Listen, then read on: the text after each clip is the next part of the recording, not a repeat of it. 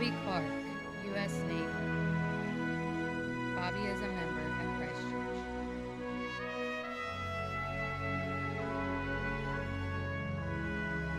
Charles Stennon, U.S. Marines. Charles is the grandfather of Renee Lear.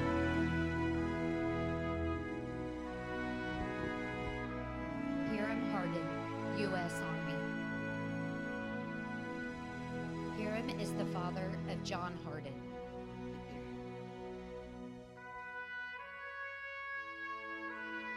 Rick Green, U.S. Air Force. Rick is the husband of Sharon Green and a member of Christ Church.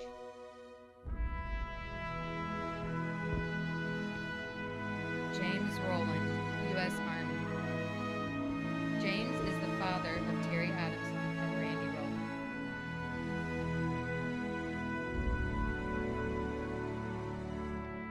Bill Sims, U.S. Army. Bill is the husband of Donna Sims and member of Christ Church. Chris Hardin, U.S. Army Air Force and U.S. Army. Chris is the brother of John Hardin.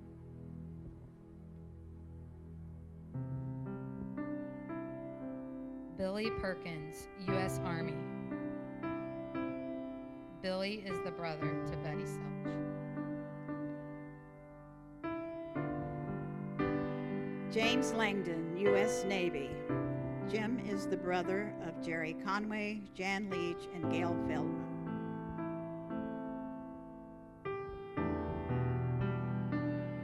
Chris Creek, U.S. Army. Chris is the husband of Carrie Creek and a member of Christ Church.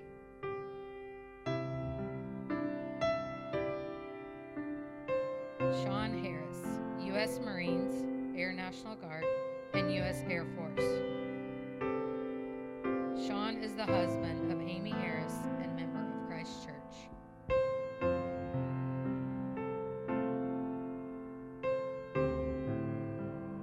Blake Leach, U.S. Navy. Blake is the son of Doug and Jan Leach.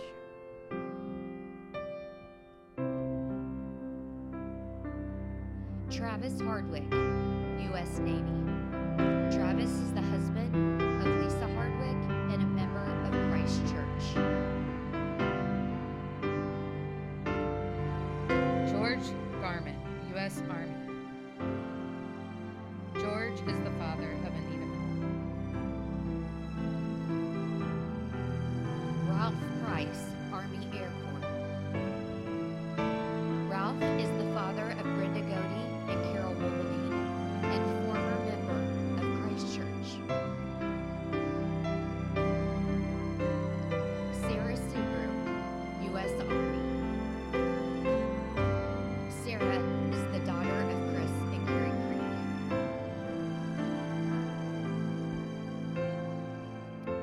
John Lear. John is the husband of Renee Lear and member of Christ Church.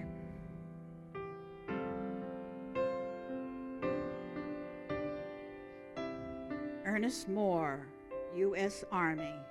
Ernest is the father of Penny Cowles.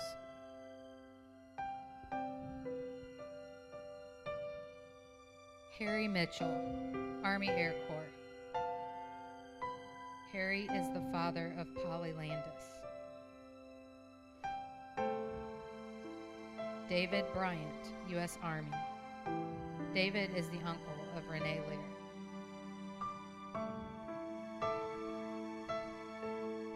Eric Sigru, U.S. Army. Eric is the son-in-law of Chris and Carrie Creek.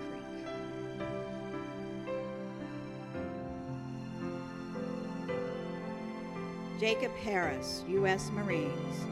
Jacob is the son of Roger and Sandy Harris.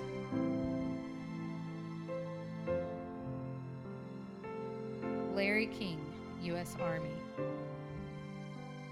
Larry is the husband of Debbie King. Hank Friedman, U.S. Army. Hank is the father of Jay Arnold.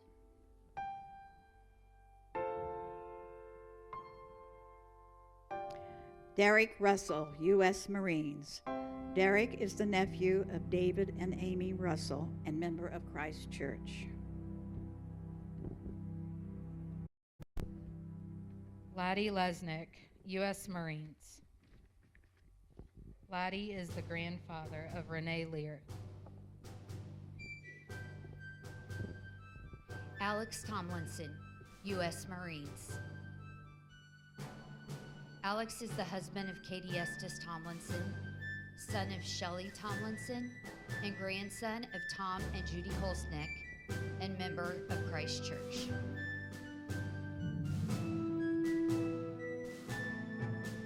Andrew Pace, U.S. Army.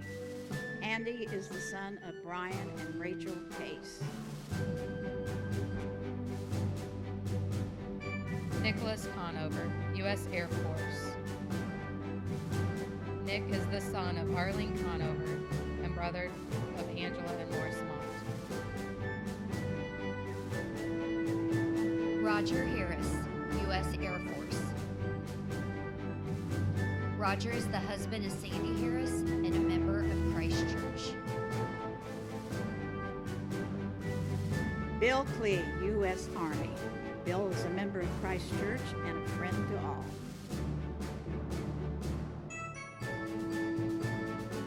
Mitch Thacker Jr., U.S. Army. Mitch is the husband of Donna Thacker and member of Christ Church. Stephen Hardin, U.S. Navy. Stephen is the brother of John Hardin.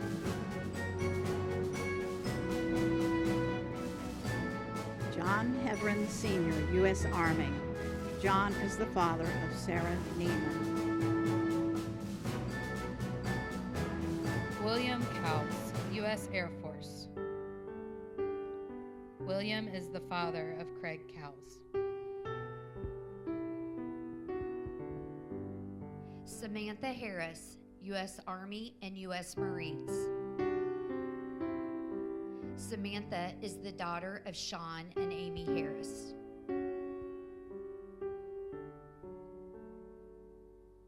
Louis Holznick, U.S. Air Force. Louis is the brother of Tom and Judy Holznick and uncle of Shelley Tomlinson and Alex Tomlinson. Tim Jacobs, U.S. Air Force. Tim is the husband of Kelly Jacobs and member of Christ Church. James Stoltz, U.S. Army. James is the grandfather of John Lear.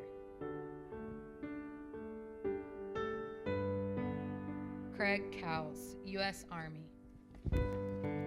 Craig is the husband of Penny Cowles and a member of Christ Church.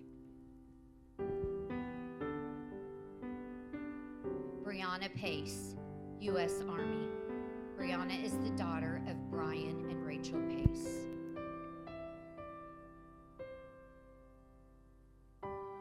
Bernard Holsteck, U.S. Army. Bernard is the brother of Tom and Judy Holznick and uncle of Shelley Tomlinson and Alex Tomlinson.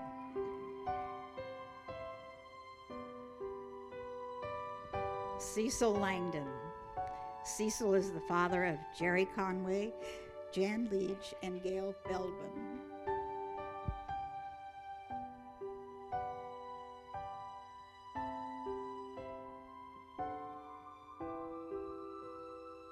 Robert Fox, U.S. Navy. Robert is the father of Rob Fox.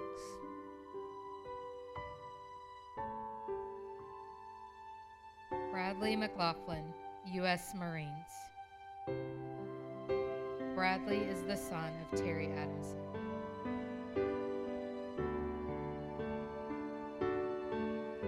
Susan Hawver, U.S. Army. Susan is the sister of John Hardin.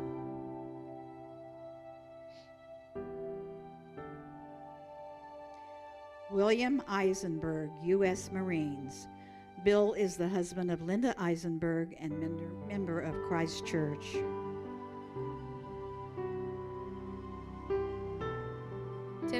Estes, U.S. Army. Tiffany is the niece of Christy and Ed Estes. Thomas Moody, U.S. Army. Thomas is the nephew of Christy and Ed Estes. Dakota Fox, U.S. Coast Guard. Dakota is the son of Rob and Yoli Fox. John Hevron II, U.S. Navy. John is the brother of Sarah Neiman. Nicholas Harris, U.S. Marines and U.S. Navy. Nicholas is the son-in-law of Sean and Amy Harris. Eddie McDonald, U.S. Army. Eddie is the son-in-law of Roger and Sandy Harris.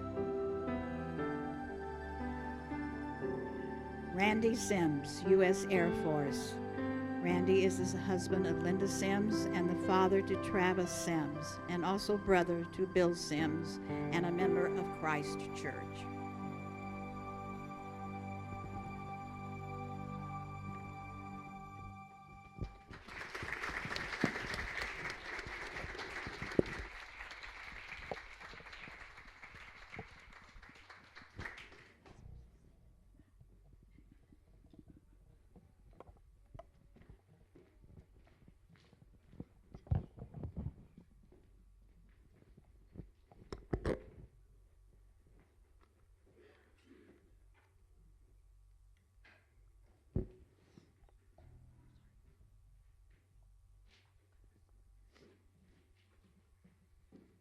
Talk about a hard number to follow.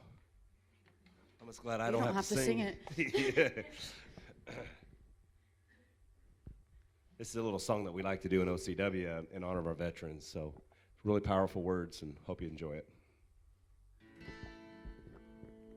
2 days past 18, he was waiting for the bus in his army green, sat down in a booth in a cafe there, gave his order to a girl with a bow in her hair. He's a little shy, so she gave him a smile, and he said, would you mind sitting down for a while and talking to me? I'm feeling a little low. She said, I'm off in an hour and I know where we can go. So they went down and they sat on the pier. He said, I bet you got a boyfriend, but I don't care. I've got no one to send a letter to. Would you mind if I send one back here to you? I cry, never gonna hold the hand of another guy too young for him, they told her, waiting for the love of a traveling soldier. Our love will never end, waiting for the soldier to come back again, never more to be alone. When the letter said, a soldier's coming home. So the letters came from an army camp in California, then Vietnam, and he told her of his heart. It might be love and all of the things he was so scared of. He said, when it's getting kind of rough over here, I think of that day sitting down at the pier, and I close my eyes and see her pretty smile. Don't worry, but I won't be able to write for a while. I cry, never gonna hold the hand of another guy too young for him, they told her, waiting for the love of a traveling soldier. Our love will never end, waiting for the soldier to come back again, never more to be alone. When the letter said, a soldier's coming home.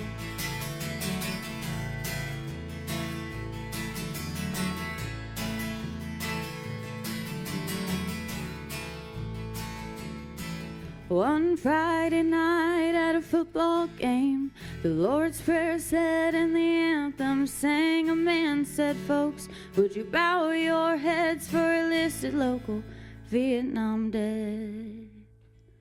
Crying all alone under the stands was a piccolo player in the marching band, and one named Red, and nobody really cared but a pretty little girl with a bow in her hair. I cry, never gonna hold the hand of another guy too young for him, they told her, waiting for the love of a traveling soldier.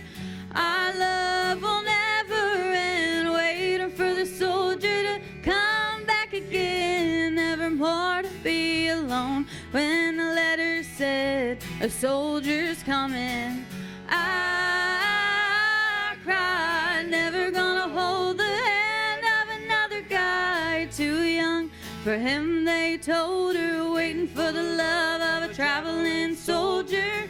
Our love will never end, waiting for the soldier to come back again, never more to be alone. When the letter said, my soldier's coming home.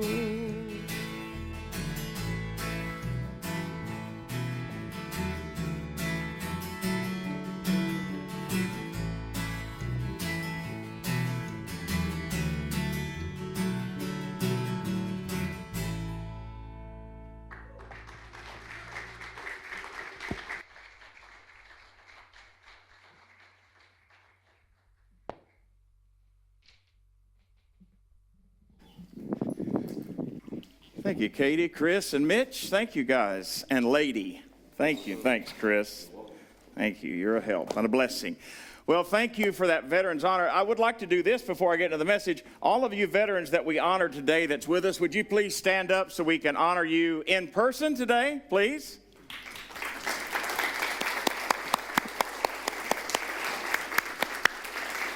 Thank you, gentlemen and lady. Thank you. Thank you so much. Because I know we've got some folks that are worshiping with us online today and are visiting, and I wanted them to see. I know many of you, and we've got a lot of family members that obviously are people with, I got to pull this down, I'm too short. There we go. I need something. I don't know what I need. I need more spinach or something. So good morning, and again, happy Veterans Day for those of you who've served and those of you who have family members, children, brothers, sisters, parents that are serving or have served. We thank you so much, and it's just an honor to be able to honor those men and women and you men and women today in this service. And so, but we're glad that you're here with us this morning. If you're worshiping with us for the first time, in just a few moments, my wife is going to come up and tell you how to get a free gift before you leave the house today. And don't forget, let's see, today is the 9th, 16th, 23rd, 30th. In 3 weeks, everybody has a chance to get a free gift because we start our holiday giveaway. Da-da-da-da, da-da-da, da-da-da-da. And I think I'm more excited than anybody, and I don't win nothing. I get nothing out of it except wearing a cool jacket. So, but we're glad that you're here this morning. We welcome everybody online and any veterans that are watching us or listening to us. Thank you for your service, and God bless you.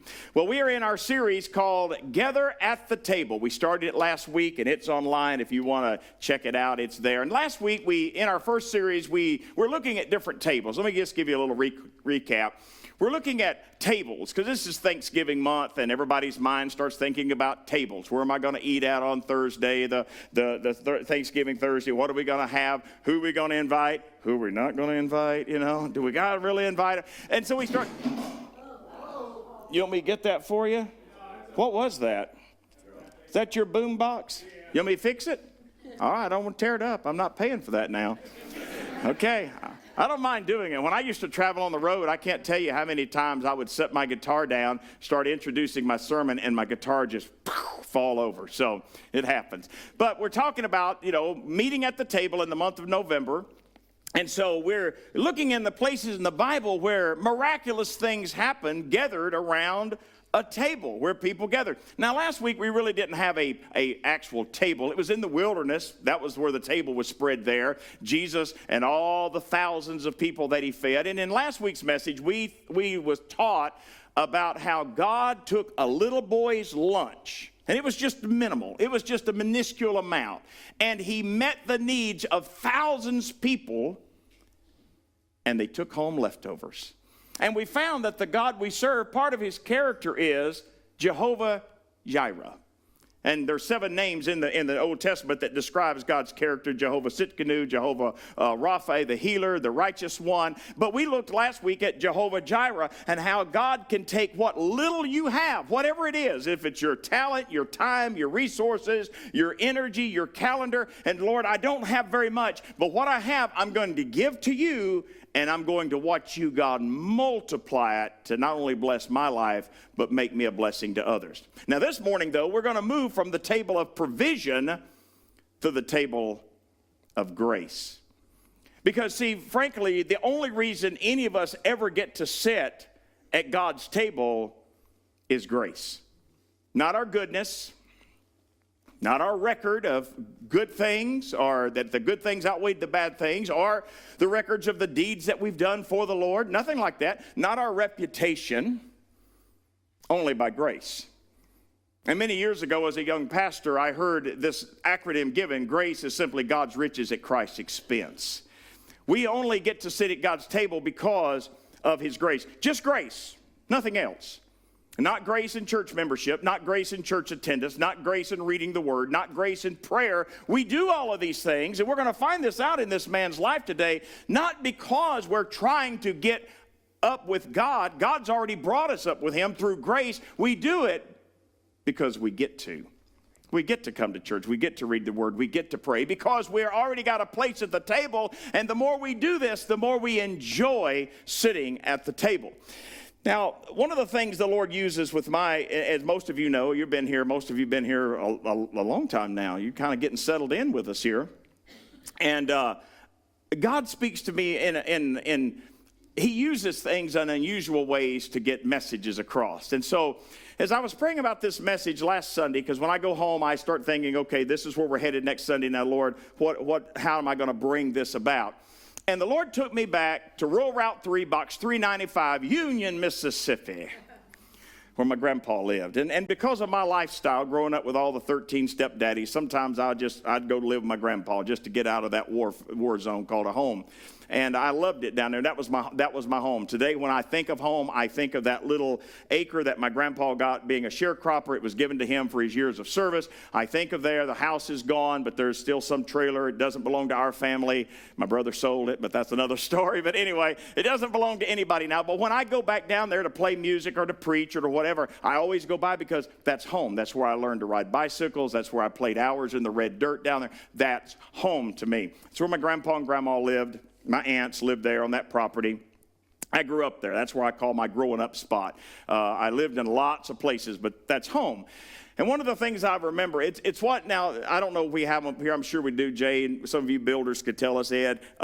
Grandpa, it was called a shotgun house, because you could get in the front door and you could run straight and go right out the back door. It was a shotgun, and all the rooms were off to the side there. Well, but the last room you'd run through, but you always want to stop, was the big room across the back was the kitchen. Now, the kitchen was also the warmest part of the house because that's where the stove was. Because the other thing about this little house, till the day that we had to tear it down, besides the kitchen stove, there was one heater, and it was in the front room. There was nothing on the side rooms, and it was a propane heater that you get up and you take a match and you'd move a grate and you would light it, and that's how you'd heat your house. So you spent your winters in the front room or in the kitchen. It's in the kitchen I learned to play dominoes. I don't know how to play dominoes no more anymore because I forgot how to play.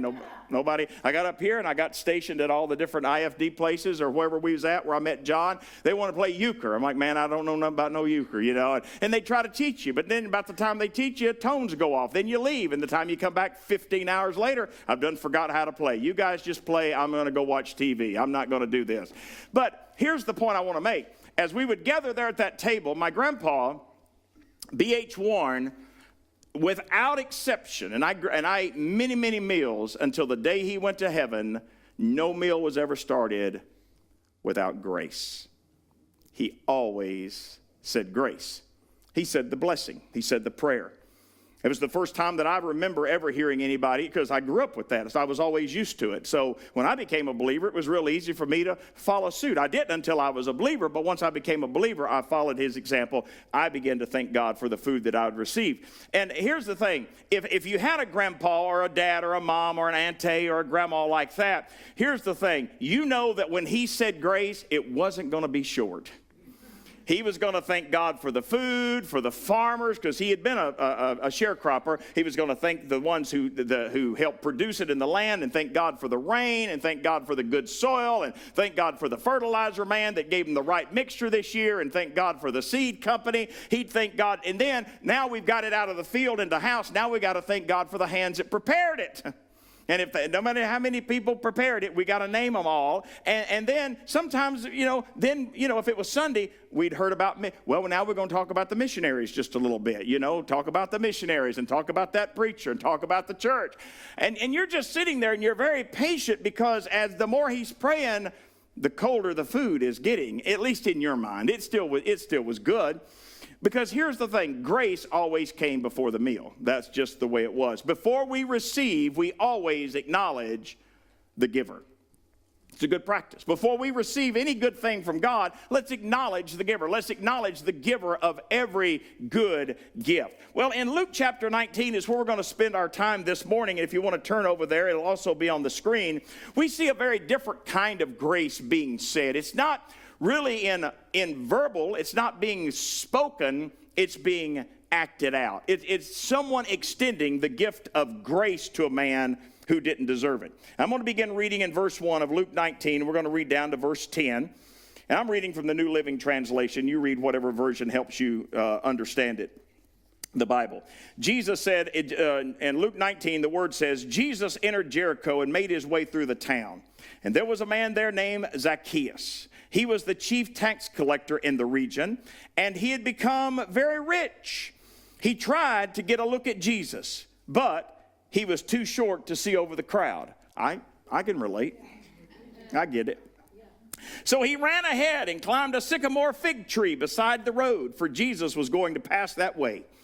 When Jesus came by, he looked up at Zacchaeus and called him by name. Zacchaeus, he said, quick, come down. I must be a guest in your home today. Zacchaeus quickly climbed down and took Jesus to his house in great excitement and joy.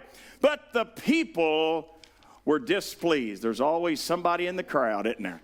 But the people was displeased because he had gone, and they said he has gone to be the guest of a notorious sinner. Not just a sinner, he doesn't reach the level of notorious. He doesn't reach the sky miles of being notorious, hasn't he? Notorious sinner, they grumbled. Meanwhile, Zacchaeus stood before the Lord and said, I will give half my wealth to the poor, Lord, and if I have cheated people on their taxes, I will give them back 4 times as much. Jesus responded, salvation has come to this home today, for this man has shown himself to be a true son of Abraham. For the Son of Man comes to seek and save those who are lost. You see, Zacchaeus wasn't the kind of man that anyone expected to find at Jesus' table, or vice versa. They certainly would have never expected Jesus to sit at Zacchaeus' table, and Zacchaeus would have probably never been invited to the upper room later in Jesus' life there on Passover before his crucifixion, had it not this took place. After experiencing God's grace, he could have been in the upper room and been very much at home. Because may I tell you that everyone gathered around that table, besides Christ himself, who was the sinless, blameless, and holy one, needed the grace of God to sit at that table. You see, Zacchaeus was rich, but he was rejected. He had status, but you know what he didn't have? He's saying, I can't get no satisfaction. He had no satisfaction. He had status, he had no satisfaction. He had money, but he had no meaning. There was a song as I was studying this week that came to mind, By the Grace of God Go I, by Keith Urban. And the more I thought about Zacchaeus, I thought of that second verse that it talks about that I walked past this old man's house, and there hasn't been anyone to see him, and he just walks around in his empty house surrounded by his things. And the songwriter goes on and says, but by the grace of God go I. So Zacchaeus was rich but rejected. He had status but no satisfaction. He had a lot of money, but he had no life's meaning. But look what Jesus does in verse 5 here. Notice this. Here's this man that really nobody wanted to be around. If they were around him, they probably wanted something out of him. They didn't really want Zacchaeus. They didn't want his friendship. They didn't want a relationship. They just wanted what Zacchaeus could offer. But notice, grace began to change Zacchaeus the moment he met Jesus. When Jesus came by, he looked up at Zacchaeus and called him by name. We'll look at this a little further in a moment. Zacchaeus, quick, come down. I must be a guest in your house. Here's Jesus, the Holy One, the Rabbi, the Teacher, the Sinless One, the Redeemer of mankind, the lover of our soul, looking up underneath a tree, seeing this notorious sinner. And notice what Jesus doesn't say. He doesn't say, now Zacchaeus, you get down, and you go over there, and you clean your life up. You quit this and this and this. Here's a list. It's kind of a long list. It's going to take you 20 years. But when you get all of this cleaned up, you come back, and you and I will be friends. Zacchaeus, here's the do's and don'ts that I want you to implement. And once you do that, let's say a solid 5 years, you come back, we'll talk. Zacchaeus, first of the year's coming up. You make your New Year's resolution. They didn't do that back then. It's pretty worthless to do today anyhow. But anyway, they didn't do that back then. They had a whole different calendar. But I'm just saying, he could have said, you'd make a New Year's resolution. You're going to do this, and you're not going to do that, and you're going to do a few more of these. And if you keep it till June the 5th, you call me, maybe we'll get together. But that's not how grace spoke. See, he didn't say, Zacchaeus, come and go clean up first. He said, Zacchaeus, come down. I'm coming over. I hope you don't mind. You see my truck pulling up your drive. Who sings that? What's that new kid? Sounds like Joe Nichols, Josh Turner. What's his name? He ain't a kid no more. He was a kid when he started. You know what I'm talking about? Oh, come on, people. Good grief. I'll think of it about mid of the sermon. All right, anyway, that's grace. Not come down and clean up. Nope, I'm coming over. I'm coming over just as you are, without one plea, because my life's blood will be shed for thee. Do you know who I'm talking about? No, younger than that. I hope I'm over. I hope you don't mind. See my truck. Not him either. Oh, yeah, you Google it. Okay, let me know when you got it. Okay. Yeah, that's that generation. Oh, hello. Hey, Siri. Yes, I don't know. You guys are, as soon as we say it. Well, that's not the one I'm thinking about. He just got put in the Grand Ole Opry. No, older than that. I don't listen to, you got to think how old I am. This kid was like new a few years ago. No, I can't. Not Kenny. Maybe it was Kenny. It could have been, but that's not what I'm thinking about. Doggone it. I'll think of it later. Anyway, I don't know. You guys think about it over lunch when you gather at the table and figure out who it was. It could have been any of these number of folks. You know what I mean? I'm probably making it up as I go. I'm probably putting 4 songs together. That's it. Ding, ding, ding, ding, ding, ding, ding. Scotty McCreery. Thank you. Does he sing that song? Yes. I'm coming over. I'm coming. Hey, play a little. No, don't do it. Okay, no, that's all right. We got to go. We'll play a little bit later on. I'm coming over. I hope it's all right. What was his big song? I don't know. Okay. All right, well, let's go on. All right, anyway, this is what Jesus said. That's grace. That's grace was, don't go clean yourself up. I'm coming over, and I will be your, I love this, I'll be your guest. Wow. Now, did he serve Christ? Certainly he did. But Jesus said, I really just want to have a relationship with you. It's not about what you're going to do for me. It's what I'm going to do for you. That's grace. See, grace doesn't wait for us to be worthy. Grace walks right into the middle of our mess and says, I'll sit at your table anyway. That's grace. So let me give you 3 things. I know we're not doing sticky truths. That was last month, but I'm still going to I'll give you 3 sticky table truths. How about that? So like whatever favorite restaurant you go to, it's like, man, this table's sticky. There you go. What? Long John's, yeah. Well, you slide to your table there, and then you sit down and get stuck. I hope Long John's, we love you, Long John's. I love your clams. Anyway, let me give you 3 sticky truths. Number 1, grace pulls up a chair. Grace pulls up a chair. I got a song for you, Tony. You'll know this one. Come on in and pull yourself up a chair. You know who that was? Pee Wee Herman. Grace pulls up a chair. Grace pulls up a chair. The crowd saw Zacchaeus as unworthy, and they whispered, he's a sinner. Do you know what he did? He's notorious. But you know what Jesus saw? An empty chair in Zacchaeus' life. You know what Jesus did with that? He pulled that empty chair out because he's going to sit down. See, grace always makes room for one more. One more.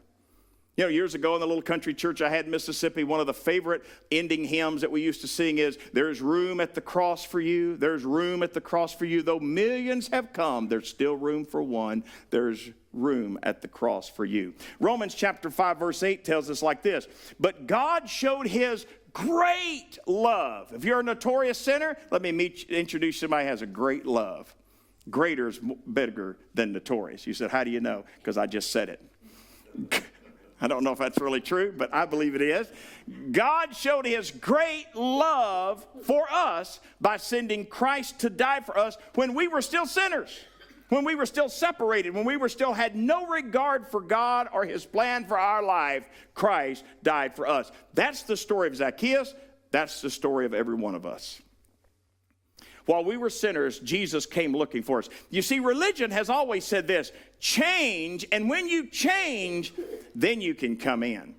Well, the problem is I can't change myself.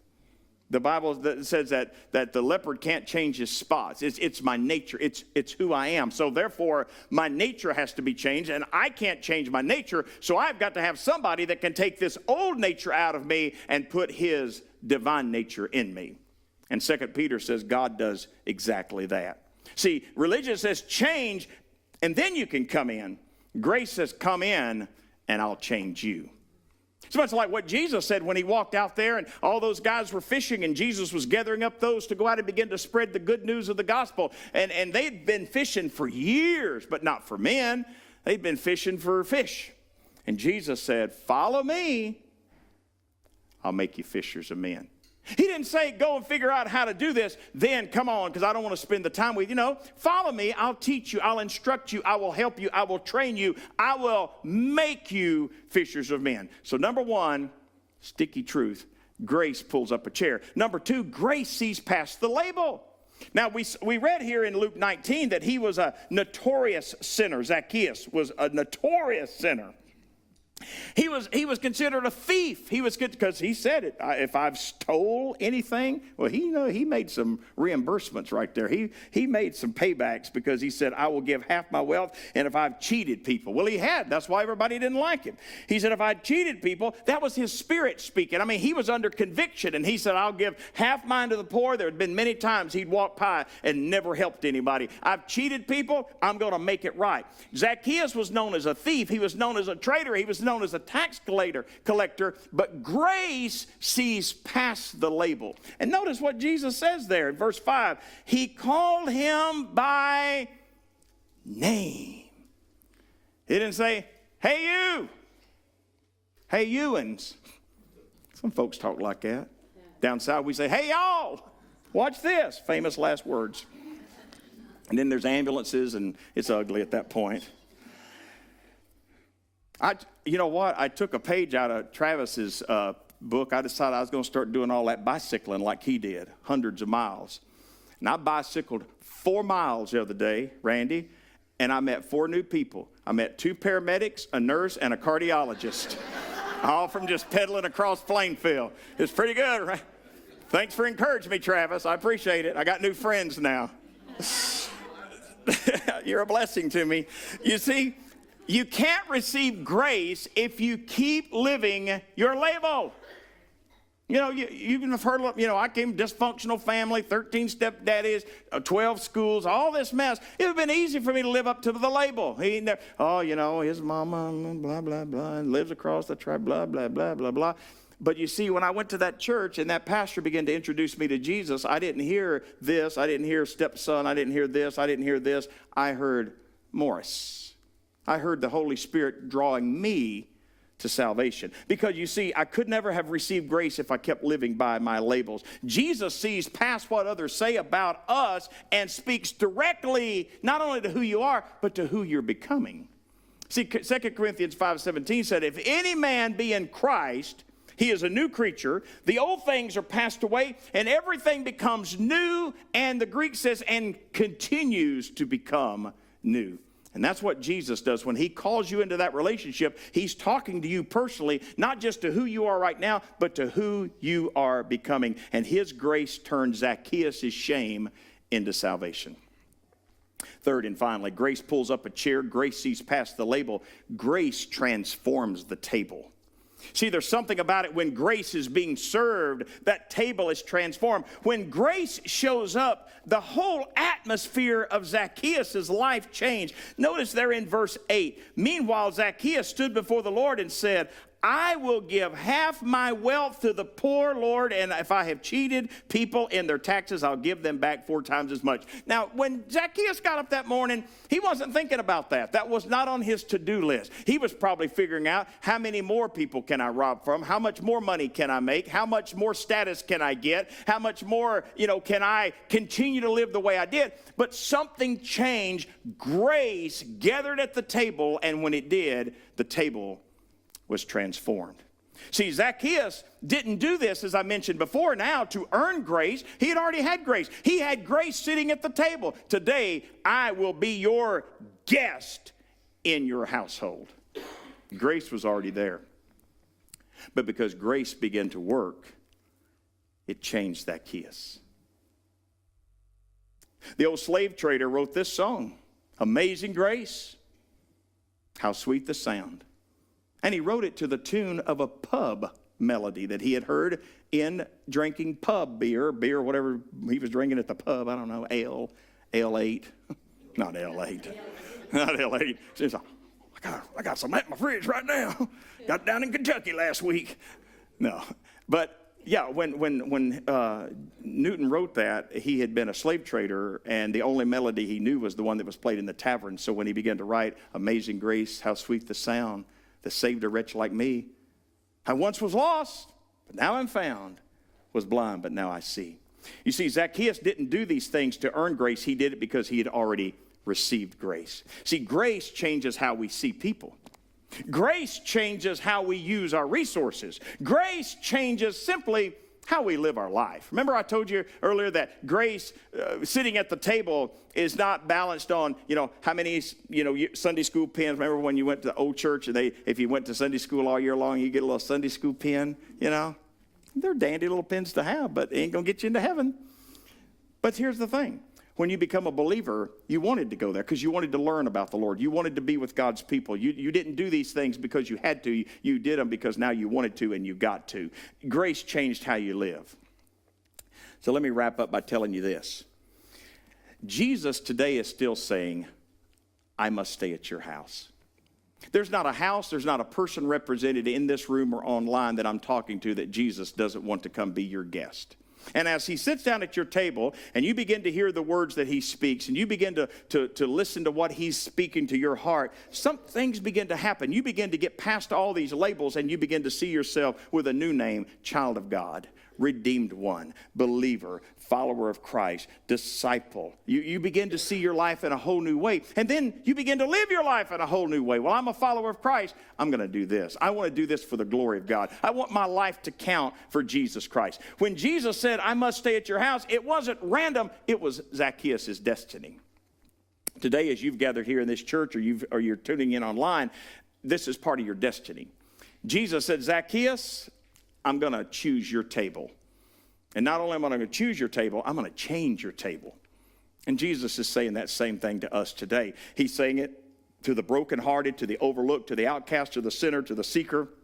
Remember back a few series ago, I told you about what I wrote in my journal about Christ Church. We're reaching the ones that were discouraged, disenfranchised, disillusioned, disaffiliated, disheartened, all of these things. This is what Jesus is still doing. Luke chapter 19, verse 10, that paramount scripture that has been, quoted so many times throughout. For the Son of Man came to seek and to save those who are lost. And that's the gospel. Not that we found him, but he came looking for us. He left the 99 to go find the one. Dr. Robert Schuller, again, one of the ones that I love to listen to in the past years when he was on and still read his books from time to time. Here's what he says. God's forgiveness is the greatest act of grace, and our acceptance of it is the beginning of hope. God's forgiveness is his greatest act of grace. When grace walks in your house, my friend, hope walks in with it. When I was a child, before we could eat, and we still do it today, yesterday coming back from the state championship for cheerleading. By the way, Plainfield took number 2 in the state. Glory to God. Isn't that good news, isn't it? This is Abby's last year. It's pretty good because 3 years ago, they took 13. And last year, they took 5th. Yesterday, they took 2nd, and they missed it by 0.1. First place. But we stopped, because it had been a long day, and so we stopped there. Nothing too good for my ladies, Michael. So we stopped there at the old Greenfield, Steak and Shake. I said, listen, if you want the cheese fries, I'll go the extra buck. Go ahead. You want a shake? Get a small one, but I'll get you one. Nothing too good for my girls, you know what I mean? But there we in Steak and Shake as they, we went and got our food at the counter because it's all self-service now, there. And we went and got our food. We thank the Lord for our day. We thank the Lord for all the blessings, and we thank the Lord for the food. But it was just something that we practice. And when I was a child, someone had to say grace, but at Jesus' table, grace speaks first. When you sit down at the table, he's like, you're welcome here. I want you here. I didn't refuse you. I want to, no matter what you're bringing with you, no matter what baggage you're dragging behind you as you sit down at the table, you are welcome here. But before grace says, come sit down, there's a seat for you. And maybe today you feel like Zacchaeus. You feel unworthy or unseen or somehow stuck up in a tree somewhere. Jesus is walking through your Jericho this very day, and he's still calling names. He's still pulling out chairs, and he's still saying to you, I must stay at your house today.